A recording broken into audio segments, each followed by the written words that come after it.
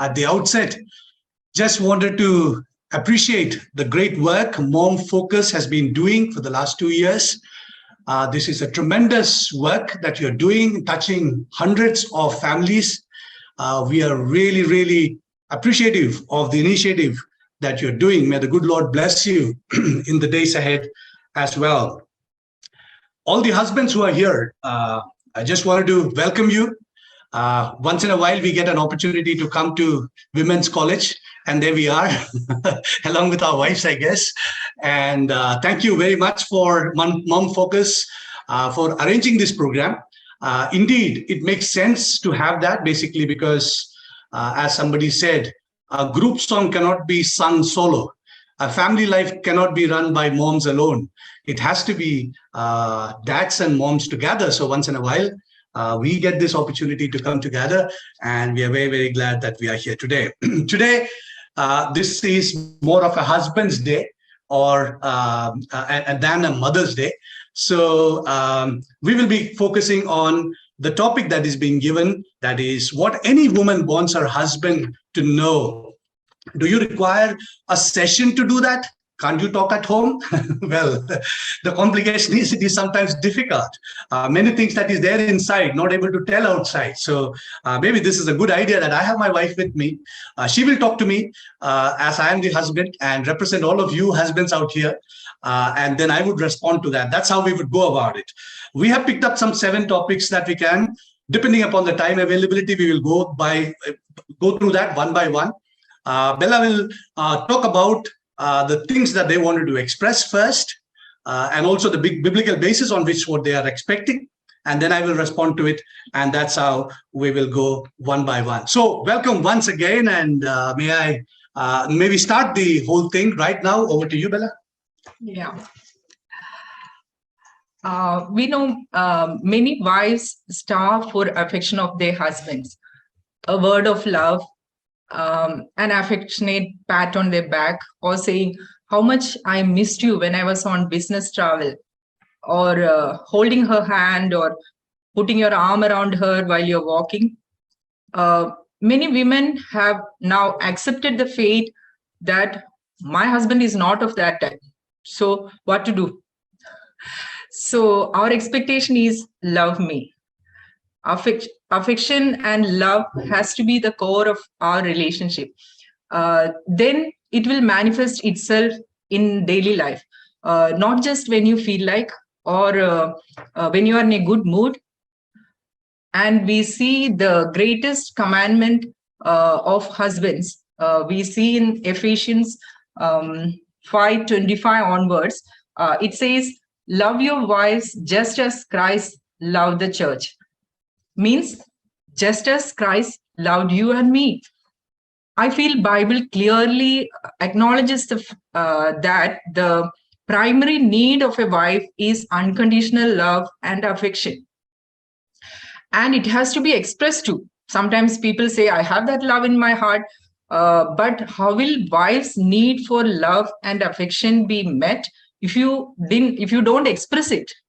You see, we know if there was only one verse, God is love, in the Bible, then how will we know what is this thing called love is? We know what God's love is because God expressed it. In the way we see that all through the Bible, in the way he showed concern, in the way he spent time with needy people, in the way he cared for them, in the way he forsook his glory and majesty to save us. So that's what we see in the Bible. And think of the recipients. Did they deserve it? Did he show his love and affection to us because we were too submissive, very respectful, and we were up to the standard? No. So shouldn't these be the characteristics of a husband's love towards his wife? Is not this love that we vowed when we took the vow at the wedding? And we wives want to see, feel, and hear your expressions of love. We need to feel that we are accepted as we are and loved unconditionally, in good times and in bad times. in sickness and in health. Wife needs that affection daily, not only in honeymoon days or in the first few years of marriage, but till death do us part. Also, we know that love covers a multitude of sins. So when you fill her with affection and love, then wives will not be so nagging or complaining all the time. We will let go of minor irritants. But you can test and see that. But when there is lack of love, even a minor irritant can lead to a conflict. Well, a typical husband's reaction to that is like, well, I'm not of that kind who shows this public display, PD as we call it. That's all a show. All my love is in my heart, as in some mythological figures that we have. You open my heart and then you can see it. My love is there inside. I mean, and also somebody would say, if I start showing so much of love and affection, etc., you know what? She will start sitting on my head. Sir pe baithega. So it is better to keep her in control and keep quiet. So that's why I don't show so much of love and respect and all those stuff. Well, how do we respond to this? To this particular need? First of all, thank you for telling us what you think is the biggest need, or something that you wanted to express to all the husbands. And I appreciate that. That's good. Love has two aspects, two angles. If you look at the biblical understanding of God, you see a hard love. That's one aspect. You see a soft love. That's another aspect. On your screen, we have a verse from the Bible, which is Isaiah chapter 40 and verse 10 and 11. Verse 10 talks about the hard part of love, where we read, the God will come with strong hand and his arm shall rule for him. Behold, his reward is with him and his work before him. It's talking about God who heads, who rules, who is sticking to his principles, his justice, his ultimate purpose, hard side of love. That's also part of love. And on the other hand, verse 11, you see the soft side of love. He shall feed his flock like a shepherd. He shall gather the lambs with his arm and carry them in his bosom, and shall gently lead those that are with young. That shows us the soft side of love. So the hard side of love is to do with his principles, to do with issues, goals, purpose, etc. Soft side of it is the way which he deals with persons and individuals as we see them. Many a times we lose this balance. We are either always hard or we are always soft. There is a balance and there is two sides of it. And of course, it has to be always hard and always soft. Together is what the balance is. It's not half the time here and there. In principles, being hard, and in person-to-person relationship, being soft. Many a times, why we are not able to express this soft side which God himself is expressing, the compassionate God, the tenderness of God, the forgiveness of God, the mercy of God, the shepherding of God. Why are we not able to express the way God expressed it to us? Why are we not able to do that? Perhaps it to do with our family of origin that we are coming from. The families that we have come up sometimes, perhaps, must have been from families where you have never seen a display of affection between your father and mother. You perhaps wouldn't have seen ever your father kissing your mother or vice versa. I mean, that will become a tsunami if that happens. I mean, you can't even think about it. Sometimes, I don't know. So to that extent, you grew up in an atmosphere of not showing affection and then continues with that same pattern. Well, whatever be that, we need to learn and unlearn. Unlearn the past from where you are coming from and learn how to show affection. And that's very important. In a home, affectionate atmosphere, visible, is important even for the mental health of your children. How do you start? First of all, I would suggest start with the routine expressions of love with one another. I'll just give you some examples. For example, when you're leaving home, kiss your wife and your children. And that's a good way of expressing it. This is routine so that you will not miss it. You won't say, oh, no, I forgot that. You will not, because anyway, you're going out. So that become a routine habit. Or when you come back, or both times, whatever. Holding hands and walking, holding hands and praying, or using that word, I love you, meaningfully. At least, I mean, you go to a doctor, he will say that before breakfast and after dinner, you have one tablet. Same way, maybe we would prescribe to you, use that word at least twice a day, meaningfully and emphatically. Tell that and express that. I know somebody who calls his wife during his lunch time, because lunch is a time that he suddenly remembers his wife. He has his tiffin box with him, and then calls, have lunch together while you are talking over the phone. Find out different ways of expressing your love. Find new ways of expressing your love. It could be a small love note. It could be a flower, or a small gift, or taking a day off just to be with your wife, not to see cricket or the T20 World Cup, just to spend time with your wife. And those makes a lot of stuff. Respond to the situations that you have very well. For example, somebody demean your wife, whoever it be, maybe a family member or outside the family member, stand for your wife.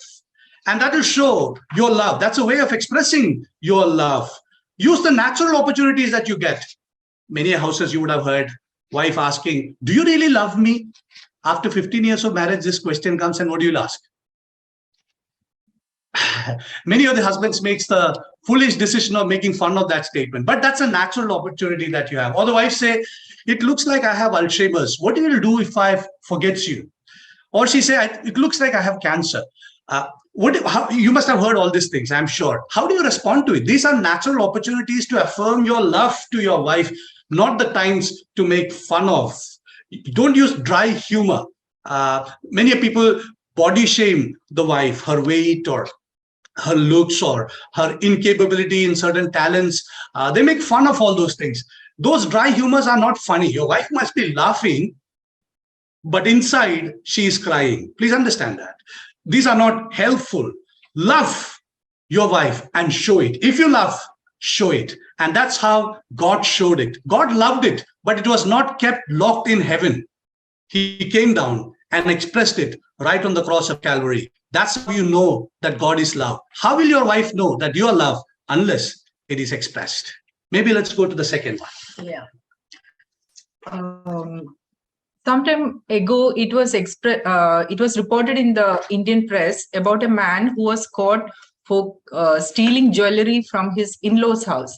And when inquired about the reason, a phenomenal story emerged that Rajesh lost his job, but he didn't want to disappoint his wife with this bad news. So every day morning, he kept acting as if he's going to office and spend the whole office time roaming around aimlessly. But when the month end came nearer, he couldn't land in another job. And he had to show his salary to his wife.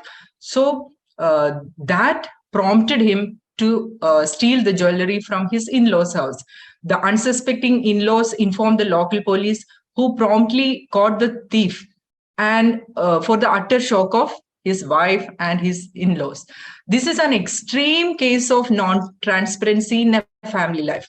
But a lot of husbands find it very difficult to be honest and transparent with their wives. Our expectation is transparency with me. Be transparent with us. Do not hide anything from us. Be it your fears, your anxieties, or your desires, or your plans. Trust us to share that with us. Oneness happens only when there is honesty and openness. Unless the husband is willing to share, wife will not know what his thoughts are on any matter, or his intentions behind any action or decision. This will lead to constant conflicts and stress at home. Husband must be doing something with a good intention, but wife doesn't know. Without knowledge, how can she trust you? Wife will be anxious about what's going on in your personal life, your professional life, your spiritual life, about the financial matters of home, or about the future of the family. And wife can't feel a sense of security under husband's leadership if the husband is hiding some areas of his life from her. And without that trust and sense of security, we will never be able to experience that oneness and unity in husband and wife relationship. Your spouse has the right to know about your salary, your friendship circle. So you have to be transparent about all these things. Trust her as your faithful partner and take her into confidence and be open with her. It should not happen that wife comes to know about your long-term investment or long-term plan or investment or stress at your workplace from others, from your friends or relatives. That should not be happening. And we see in Genesis 2:24 verses 24 to 25, we see, therefore, shall a man leave his father and his mother and shall cleave unto his wife, and they shall be one flesh. And they were both naked, the man and his wife, and were not ashamed. This verse gives us the ultimate level of transparency. In these two lives fused together, they were one emotionally, physically, and spiritually. They were not ashamed at this stage. It's only sin that brought shame into their lives. So we should know even now that it is sin that keep a husband and wife from being transparent with each other. Well, a typical response is there in that dog's face of a husband, isn't it? I didn't mean it to hide or anything. I don't want to give the entire burden on my wife, and hence I'm not going to tell all this stuff. Or she will get more stressed and make me even more stressed. That's why I'm not telling all this stuff. Or she may get very angry. Hence, I'm not going to tell her. Or she may tell it to her mother and sister and all the stuff. I will look so bad. So I don't want to tell all that stuff to her. Or maybe she will start interrogating me and question me like in a police station. Hence, I'm not telling. There are many reasons that we come out with this. But how do we deal with this? How do we be transparent with our wives? First of all, it is non-negotiable. A good pattern of marriage as given by the Bible is an absolute transparent and beautiful relationship as it is in the first book of Genesis with the first couple itself that we see here. But we understand that the man's mind works differently from a woman's mind. A woman, one incident of non-transparency, it gets connected to 10 other non-transparent events that has happened in your life. And she connects all of them. And then she connects that to your lack of love for her. That's how the whole thing gets connected. When she has that touch, that nerve touched, she becomes very paralyzed. She won't be able to talk. She won't be able to enjoy whatever that you bring in, even if the best of gifts that you give doesn't make any difference. It looks like she's completely paralyzed. Man's mind works differently. It works in compartments. So he has a compartment from home, another compartment for work, a third compartment for church, and a fourth compartment for his friends. When he sees that his wife is upset for whatever reason, if you ask it, it will be endless nights of sleeplessness. So you don't even ask. Rather, what you do, just leave that compartment and go to another compartment. You will see him working more overtime at the office. You will see him more involved in the church. You will see him everywhere else other than at home. Why? Just avoiding that compartment. But ignoring this is fatal. We should know that. It is fatal because marriage relationship is the most important relationship, and everything will fall apart if you not have this going in its transparent mode. You have that, it affects your spiritual life. In the New Testament of the Bible, Matthew chapter 5, verse 23 and 24, it was told a person coming to offer something to God. And it is very clearly advised to him that you first settle with the people where you have a difference of opinion and then come and offer the gift. It makes no sense for you to offer something to God and become so spiritual if you are not able to live with so cordially with your brother, so with your wife as well. The verse that we have quoted from 1 Peter chapter 3 and verse 7, it says, that your prayers may not be hindered. So it has an effect on your prayer life. So it's important that you address it. Don't shut the problem out. It also affects your oneness. It affects your relationship on a long-term basis, because both of you will grow apart, and the wedge that's created in between both of you, it will be take a lot of effort and time to get sorted out later. It also affects your children, because since you are not in one mind handling the affairs of home, then you have a problem with your children, both of you too. It's like India and Pakistan trying to tender and help Afghanistan. You know what is happening. So it doesn't work that way. It creates a lot of problem all across for your children also. You also keep sinning. You go to a Sunday morning, you don't know whether you can take part from the table or not, because you're not good with your wife. Either you don't take part, that's a mess. Or you take part without showing anybody, that's another mess. Either which way, your spiritual life is going to get affected. How do we handle this? May I give you a few tips? One, first of all, analyze your behavior and figure out where is this tendency of non-transparency coming from. Again, think through whether this is coming from my family from which I am coming. There could be some places where your father, for example, is a spendthrift, and your mother has been stealing money from his pockets and wherever it is, and taking care of your family and the future requirement. Then the children learn that habit to be non-transparent. It could be the other way around. Anything that father says, mother gets explodes like an atom bomb. And then father and children wouldn't even tell to mother what is happening. They do this without any transparency, without knowing the mother. So such children, they grow up learning that habit. It could be from a dysfunctional family, a family where husband and wife are at loggerheads and they don't trust each other. So they hide from each other everything that is happening around them. Children picks that up.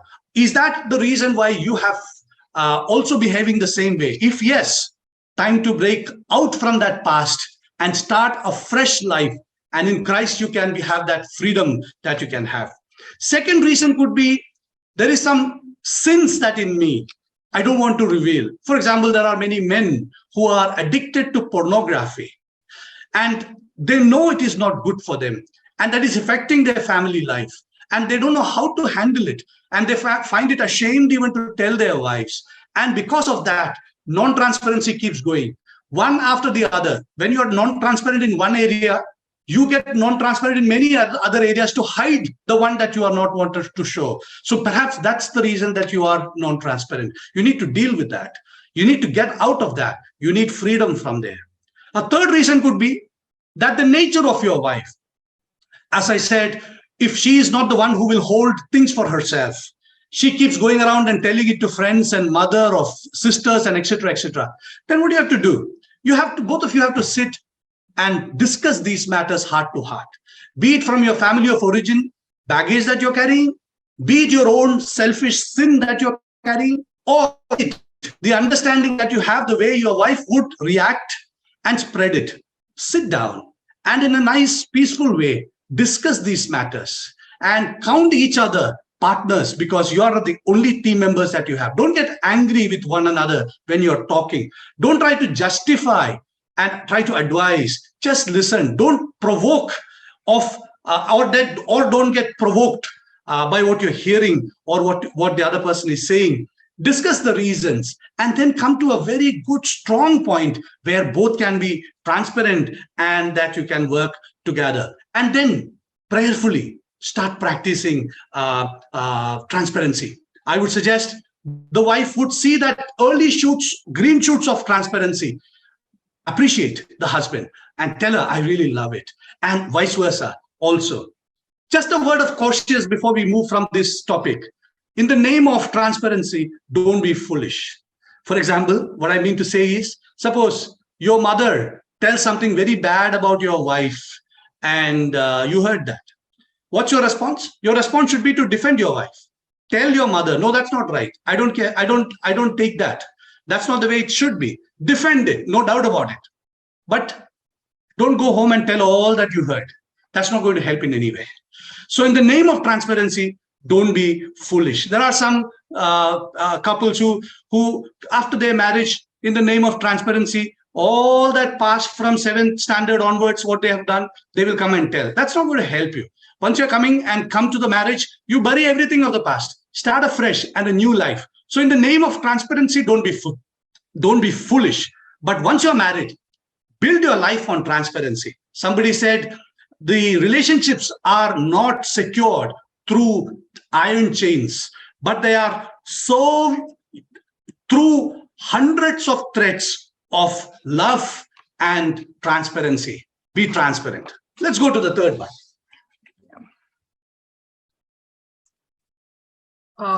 You would have heard a number of times in your house, you don't understand me.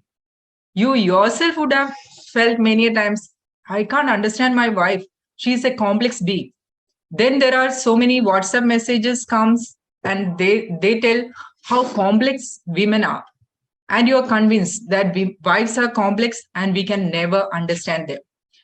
A wife, on the other hand, just cannot imagine why on earth my husband is not able to understand me. And as a wife, I want my husband to understand me. My husband should understand my heart, my fears, my anxieties, my desires, my expectations, my dreams. And when we try to express that to our husbands, they just take it lightly or ignore it, or sometimes give some quick solutions for to solve the problems. When we see such responses and frivolous solutions, it only frustrates us because he is not getting what we are trying to say. For example, when I tell him on Sunday morning that can we have bread for breakfast, he asks me, can't you make a proper breakfast on a holiday? He doesn't understand that I have to wake up my kids, give them a bath, feed them, then dress them up, and then get myself ready to go to church by 8 a.m. Or when I'm busy at the kitchen, preparing dinner for guests, why can't he understand that I would really appreciate some help from him?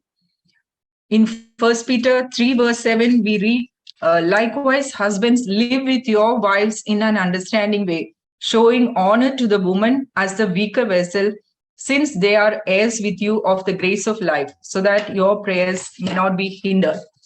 Live with your wives in an understanding way. It is said that they are weaker vessel. It doesn't mean that they are inferior to you, because in the same verse we read that they are fellow heirs of the grace of life. It just means wives are like glass balls, and God says, handle with care. Husbands can or they may easily break her heart and spirit if he deals with her without understanding the need, the concern, or the issues behind her words, expressions, and actions. She is delicate. Also, husbands should keep learning what her likes and dislikes are, what can hurt her, what she is not comfortable with, and in what areas she needs encouragement and help, and then be sensitive to her needs and her feelings. Well, a typical husband's response here is, I don't understand her, as Bella rightly said. Or somebody said, no, I understand her, but she doesn't take any response that I give, any solution that I give, she doesn't take. Or somebody would say, I'm too tired for all this stuff. Can't she handle her own problems? I work so hard. Why am I getting into all these things? How do we handle these things that we talked about? What's our response as husbands? Well, a woman once said about her husband that, he's a nice man, really nice in his heart, just that he doesn't understand. Which means, according to the verse that we read from Peter, which means he is a person without thinking ability, because only a person who can think can understand.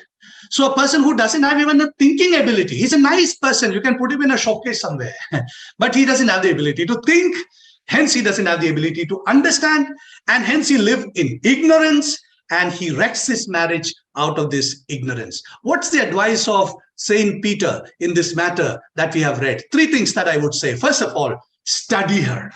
What? Study her. That's what he's saying. Knowledge. That's what the King James Version that talks about is in knowledge. How do you get knowledge? I mean, when you're in a school, how did you get knowledge? You read it, don't you? That's how you get it. You read it. Read your wife, study her. How do you read her? You have to read her by listening to her. She will talk to you. And that's the second thing that you see. You need to talk to her, or rather, she should talk to you. Many times we only talk, we give instructions. We don't let your wife talk to you. Let her talk. Unless she talks, you won't be able to listen. Many of husbands, the moment wife starts talking, he will be like a solution vending machine, like an ATM. He will start giving solution one by one, one by one. And the wife gets frustrated and stop talking only. She is not asking for a solution. Just listen to study her. What's her thoughts are, what's her feelings are, how her mind is working, what's her gifts, what's her talents, what's her interest, what's her dreams are, what's her anxieties are, what's her fears are. Do you know that? You need to study it. You need to observe. You need to learn. You need to let her talk. Don't ever think whenever wife says something, it's blaming you. Wife comes and tells you, "No, child is not studying." Don't think that she is blaming you, that you are not spending time and hence my child is not studying. That's not the idea. Many husbands think that way. Don't take it that way. She is telling something which concerns her. Empathize with her and listen to her and understand her anxiety within her heart. Also, when you listen to her, you understand the emotion behind that particular matter that she is talking about. If she say, I have a headache, I think I have cancer. The foolish response would be thinking about cancer ka treatment ko cost kitna aa jayega. Abhi, how much would be the cost for the cancer treatment? And I mean, what kind of cancer would be in the, Google it and figure out what kind of cancer is in the head. Or just ignore it. Keep telling all this stuff, leave it, forget it. Or make some fun of it. No. If you are studying her, you understand the emotion behind it. A smart husband would perhaps in that case would say, honey, you know what? That's really terrible. How deep it is, how long it is coming. Is it? So what I'll do is I'll take off tomorrow. Let's go and do a thorough medical checkup. We can't take it lightly. What do you think? You can ask your wife what would be the response if that is what it is. She said, no, you don't take off. It's just because yesterday I didn't sleep. That's why. That you know, is it? Then why didn't you tell that? Because what she said was intended for a different purpose, to know how much concerned you are with her health, how much love you have for her. And a smart husband understand that, read that, and answer and respond to that, and then you can take it forward. So first one is study her, second one is listen to her, and third one is live with that understanding. That's what Apostle Peter is telling. Live with that. Change, make some behavioral changes in you so that you can manage that relationship, and rather you can enjoy that relationship with your wife. Let's go to the fourth. Yeah. In some houses, a husband is a guest of honor, and he will not get involved in the mundane matters of home. Children's studies, their health issues, or their school-related meetings. All these are wives' responsibilities.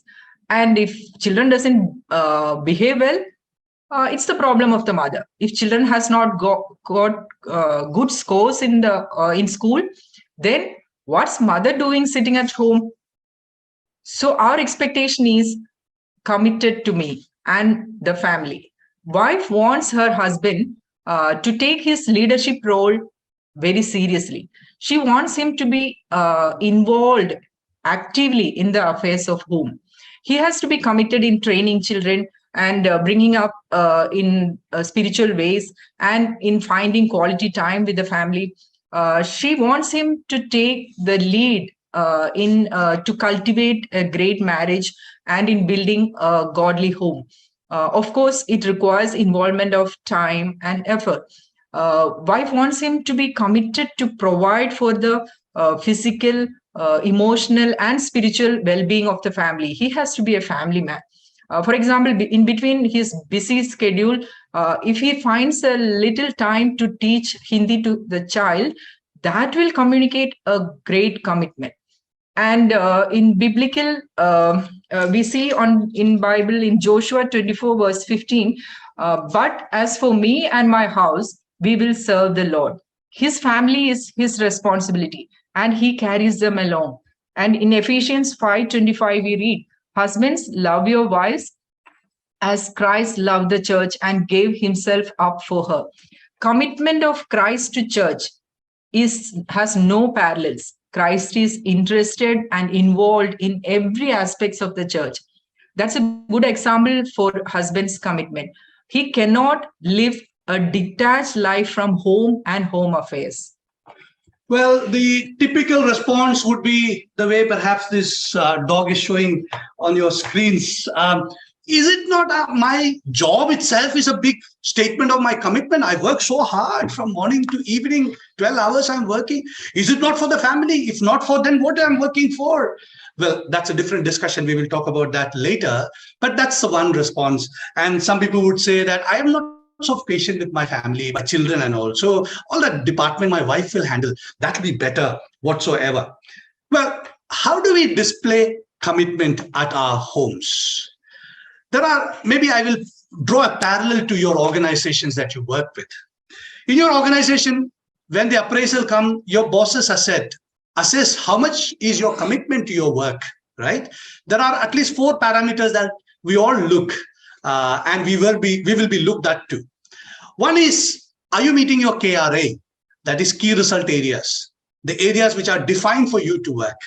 And the second one would be, are you sacrificing your personal comfort for the organizational goals? Are you an organizational man? That shows your commitment to the organization. And third one would be, is this guy gone beyond the call of duty, or he is just sticking to your 10 to 6 schedule, or does he go beyond his duty? And the fourth one could be, and very important would be, when the company is going through a bad patch, is this man stuck around with us or a woman stuck around with us? These are the areas or 4 things generally. Any organization look at a human being and say, this fellow is a very committed man. The other day, somebody was telling me, my boss was telling me about somebody else, that is an organizational man. He is a very committed person.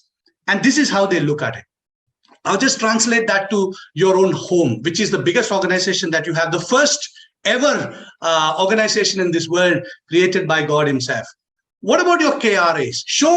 Do your KRAs on time with passion. That shows your commitment. What is your key result areas? Oh, Bible tells you that key result areas. First of all, it tells in Genesis that create an atmosphere of love, leaving your father and mother and cleaving to your wife. That's an atmosphere of life. That's your KRA.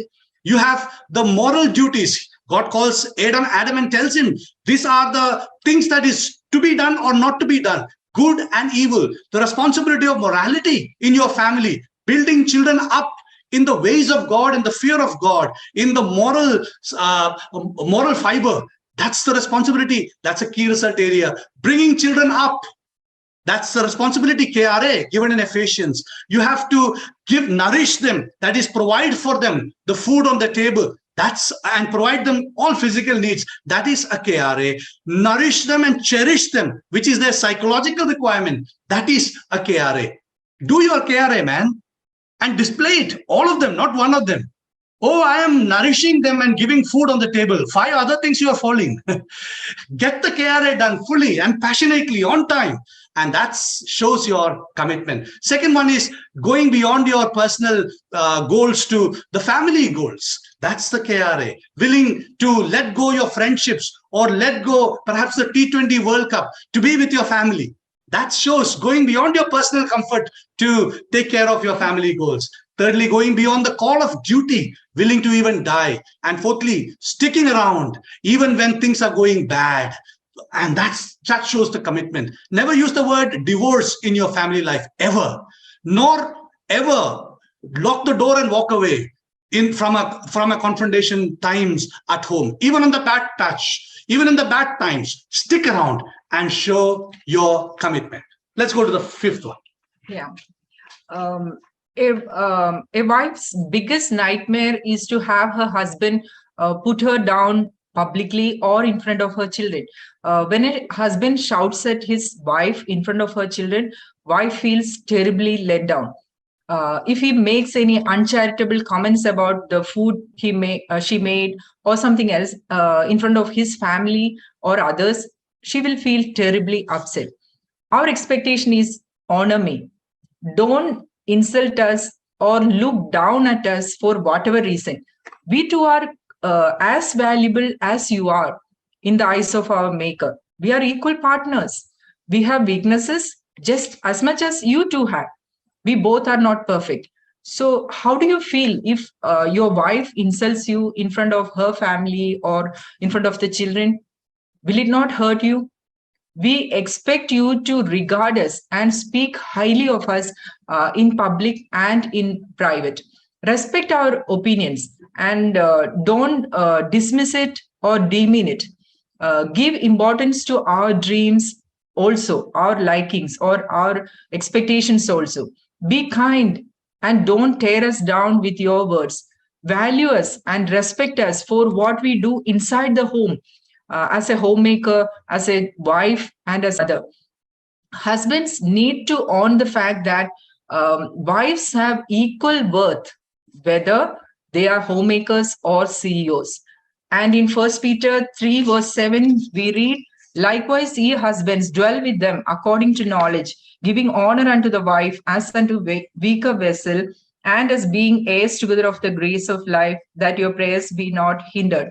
When Peter says, "Give her honor," he meant that hold her up as your treasured possession. She has the need of her husband to declare and to shout to the world that she is the most important person in his life. Well, husbands have their own reasons to talk about. They would say that, I mean, I didn't dishonor her. I was in that situation. I was just a bit angry. I mean, from family itself, I am pretty people without very angry people. So I am very short-term bird. And that's why it is my wife understand it. Doesn't, man. It doesn't. That's an excuse. I've just heard of a story of one man called Johnny Lingo. This story appeared in it's a fictional story that appeared in Reader's Digest many years ago. I mean, the story is from Pacific Island, which is called Kiniwata.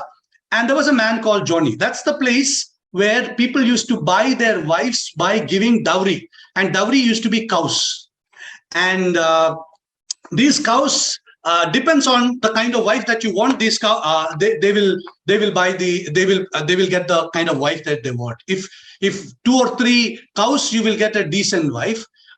It's according to them. Okay, if it is 4 or 5, you will get a very nice wife. And if it is 1 cow, then that means, I mean, some of not so good wife that you get. So Johnny Lingo, when he was getting married, he came to Kiniwata and he gave the dowry of 8 cows, which was never heard of. And people started laughing at him and ridiculing him. What's wrong with him? And the girl that he has taken, the name was Sarita. And she was just, according to them, an average girl. I mean, it can't be 8 cows, maximum 2 or 3. 8 cows is never heard of. And the story tells many years later, the story writer met Sarita and her husband, Johnny, in their island. And she couldn't believe her eyes. What kind of transformation this woman has. She looks so royal, so beautiful. And he asked Johnny, what transformation is this?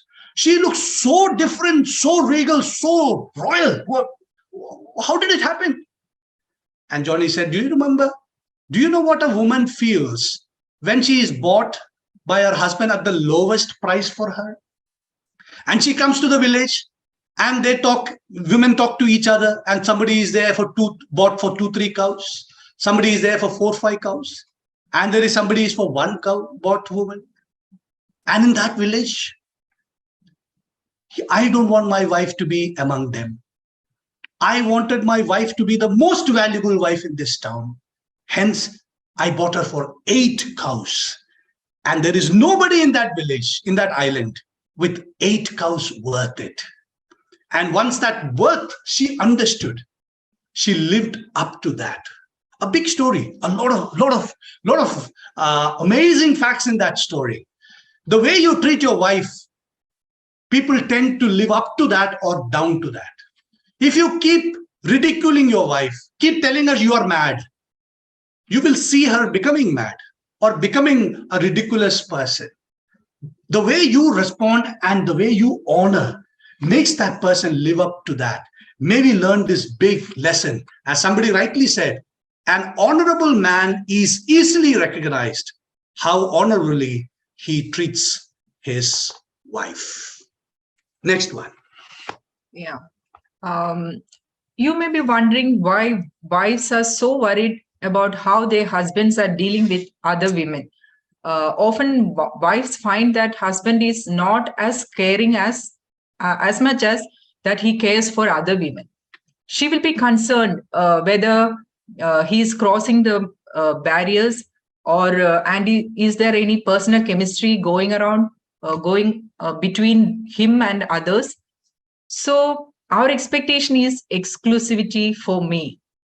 We expect husbands should have self-control in their conversation and dealings with other women. The way a husband regard his wife and express his love and affection to his wife should be exclusive, and it should be beyond all other relationships. There should be clear distinction between the way a husband relate to his wife and to other women. You have to guard that exclusivity. As you know, a woman gets attracted with the empathy or kindness, sense of humor, honor, supportive nature, care, and compliment of a man. So it's important to have discernment in these areas while dealing with other women. As women know women better, it's good to take the feedback of the wives in this matter. And in Bible, we read three verses. I'll just read one of them. The last one, Job 31, verse 1. I made a covenant with mine eyes. Why then should I think upon a maid? First of all, I leave the typical response to it is very simple. I didn't mean anything. I just talked to that sister and just talked hello and had some words and just made some compliments. That's all. What's the big deal about it? She's creating such a big ruckus around it. That's how we talk about it. Let me tell you one thing.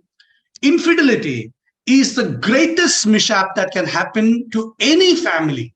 That just breaks the family. Maybe understand that. By nature, women try to protect their families, and that's why wife makes it a big deal. You see that in the animal kingdom also.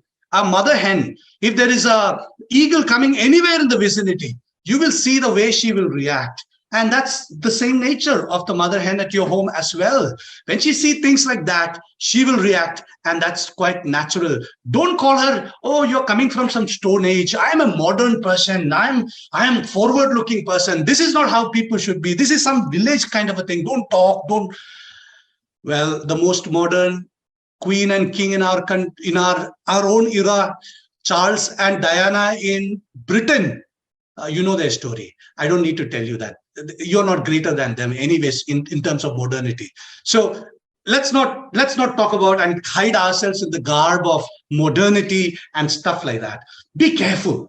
Why do I say that? Women knows women better. So if the wife says that, please keep away with that particular woman, you better keep away. Don't think about logic. I know that you're very logical, but don't think about the logical. You don't understand the logic. Women understand women better. You can't. So just avoid that. Some women comes personally avoiding your wife. And when the wife is not there, that's the time they will come and they have something very important to discuss with you. Blacklist such people. Just blacklist it. Don't even think twice. You don't need to be a rocket scientist to know what they are trying to do. Be circumspect. That's a Bible word that you have. Don't allow people to come and be counseled alone. Let your wife be alone with you.